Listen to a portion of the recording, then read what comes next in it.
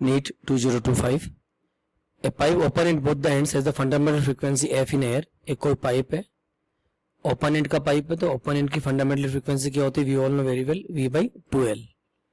The pipe is not dipped vertically in water drum to half of its length. यानी पहले length l थी, अब अपने water में डाल दिया. ये वाटर का एक ड्रम मान लो और इसमें आधा पार्ट आपने अंदर डाल दिया, ठीक है. यानी कि बाहर लेंथ अब कितनी हो गई आपकी? l/2 लेंथ अंदर है.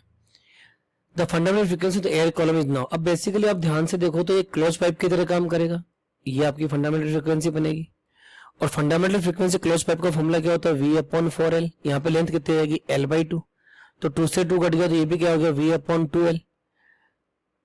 तो आप ध्यान से देखो, जो फंडामेंटल फ्रीक्वेंसी यहाँ आ रही थी वही फंडामेंटल फ्रीक्वेंसी यहाँ आ रही है और यहाँ पे फंडामेंटल फ्रीक्वेंसी कितनी गिवन है आपको? f. तो यहाँ भी फंडामेंटल फ्रीक्वेंसी कितनी रहेगी? f. So right answer problem will be given by option 2, that is f.